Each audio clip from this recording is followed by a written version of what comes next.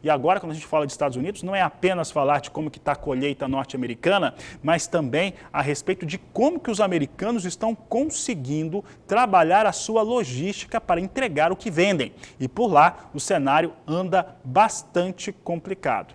Esse cenário complicado é por conta do escoamento por rios. Os norte-americanos têm uma logística muito interessante, né, do ponto de vista de trabalhar as suas riquezas. Vai por rio, é uma logística muito mais barata, eficiente. Lá, rio é uma coisa tão importante que é cuidado pelas Forças Armadas dos Estados Unidos. Enfim, temos ali um cenário que é muito bem cuidado, mas por outro lado parece que tem menos água nesse rio e aí as barcaças não estão conseguindo trabalhar da maneira correta. E para falar a respeito dos efeitos deste assunto, né, dessa questão, eu converso agora com Vlamir Brandalize, que participa ao vivo conosco pela internet. Brandalize, obrigado pela sua participação aqui no Agricultura BR. Brandalize, temos aí vários números, né? Bom volume de vendas, era esperado semanal para os Estados Unidos, mais de 2 milhões e 300 mil toneladas, tem venda sendo confirmada praticamente diariamente, a soja está com preço muito competitivo, mas os Estados Unidos tem problema de logística internamente. O quanto que essa questão ela impacta nos negócios com soja em Chicago e automaticamente aqui para o produtor brasileiro? Boa tarde, seja bem-vindo. Boa tarde, Fabiano. Boa tarde a todos. Olha, Fabiano, hoje o mercado está até animado, né? Porque ele está num período que normalmente seria baixista, né? Porque historicamente as cotações mais baixas em Chicago é em novembro, né? E nós estamos chegando ao período. Mas essa presença aí da China mais agressiva na semana passada é em decorrência de que na semana anterior era a Semana Dourada, lá o feriadão chinês. E eles vieram para o mercado agressivos, né, que nem você citou aí, levaram mais de 1 milhão e 900 mil toneladas desses 2,3 milhões. Teve vendas aí da safra nova 23, 24, de quase 1 milhão e 900 mil toneladas também. A China levou 1 milhão e 400, então a China teve uma presença muito forte aí nas compras americanas e levou mais de 3,3 milhões de toneladas de soja nessa última semana. E agora 201 mil toneladas hoje.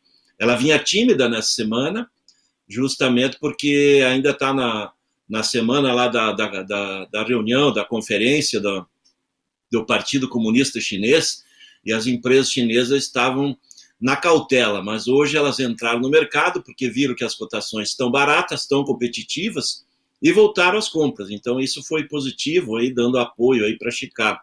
O que temos da logística?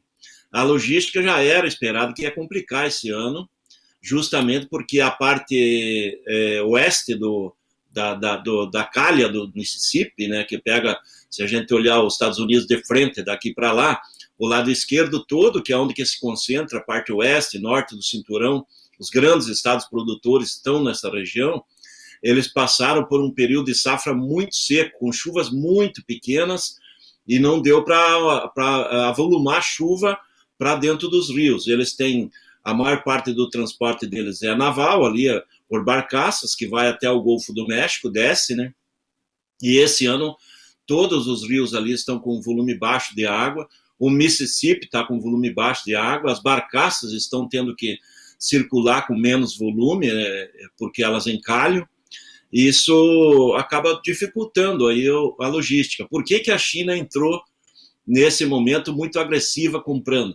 Porque ela quer se antecipar, porque há um temor que depois de dezembro, janeiro, quando chegar o inverno e vier, né, as nevascas e congelar a maioria dos rios, eles vão congelar mais fácil porque tem menos água e mais rasos, então vai ter dificuldade de transporte aí nos meses de janeiro, fevereiro, que é o período de pico de inverno, e tudo congelado por lá.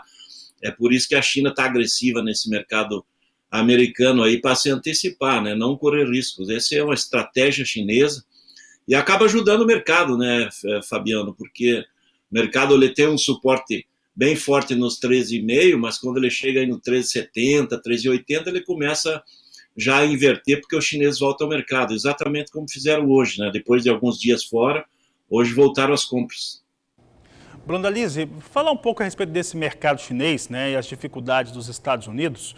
Eu falava com alguns produtores rurais, com alguns telespectadores do canal do Boi nesta última quarta-feira, e eu havia muitos questionamentos em relação a possíveis cancelamentos da China frente a contratos já firmados com os Estados Unidos e eles se convertendo para a América do Sul, mas aí já pensando numa entrega um pouco mais longa para recompor estoques. Os chineses provavelmente estão usando seus estoques estratégicos.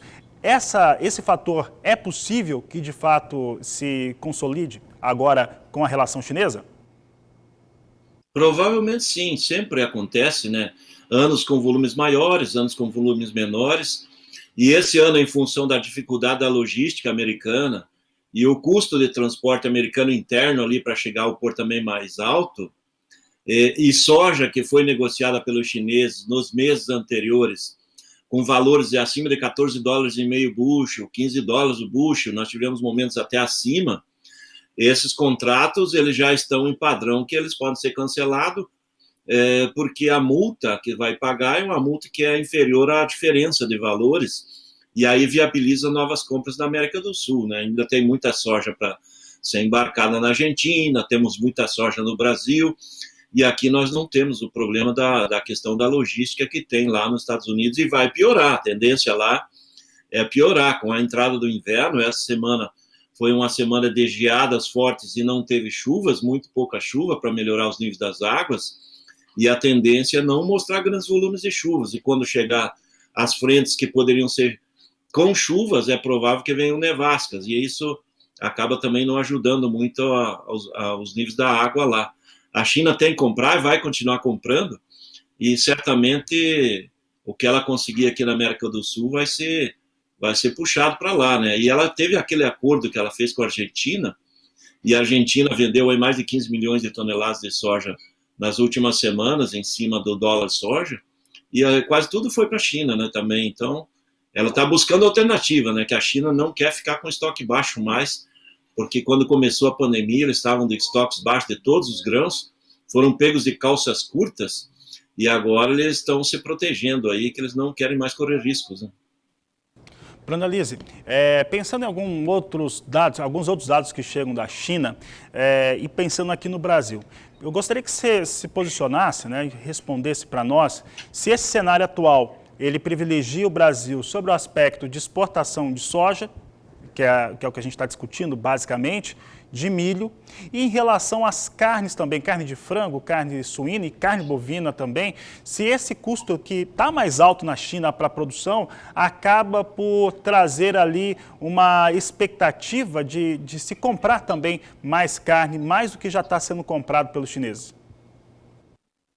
Olha, a tendência é essa, né? Porque a China, comparar, você pegar hoje, para a China aumentar a produção de carne lá, desde suíno, frango, carne bovina, ela tem que importar matéria-prima para a ração, e daí importar milho, importar soja, importar trigo, e toda essa importação, com esse custo internacional de logística aumentado aí desde da pandemia, depois veio a guerra, que aumentou os custos gerais de transporte internacional, então acaba ficando complicado para o setor da China avançar na produção. Então eu acredito sim que eles vão continuar aumentando as importações.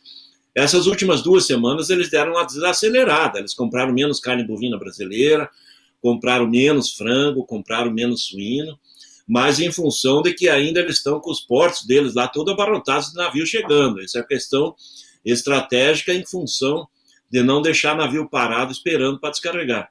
Provavelmente na sequência eles vão voltar a comprar muito agressivos, porque eles precisam, né? A economia chinesa, mesmo com o tempo de pandemia, guerra, ela continua em crescimento, né? E o crescimento hoje, ele é crescimento de demanda de alimentos, né?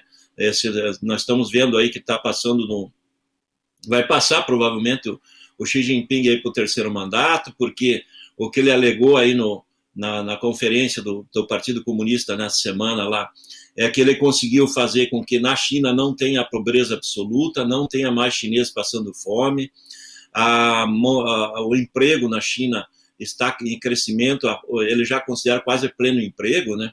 E isso dá condição de consumir mais, e certamente o que ainda falta para o consumidor chinês aumentar a demanda de alimentos e na linha das proteínas.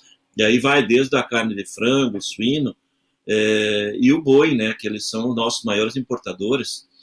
E a boa notícia para nós é que na China o chinês come tudo que anda, nada voa, rasteja, né? Então não tem preconceito se é carne suína, é carne de frango, carne bovina, eles levam tudo e o chinês come de tudo, né? Então isso é um mercado em expansão e com o custo interno crescente, a tendência é participar mais aí de importações, porque se a gente olhar, nossas carnes estão muito baratas, né? Carne do boi barata, né? Nós pegamos o boi em São Paulo, R$280 a arroba. Tá muito barata a carne bovina, tá barato o frango, tá barato o suíno. Para eles é vantagem. O chinês gosta de ganhar dinheiro, né? Então vamos comprar onde está barato para abastecer o mercado interno, porque o custo deles é maior que o nosso hoje, né?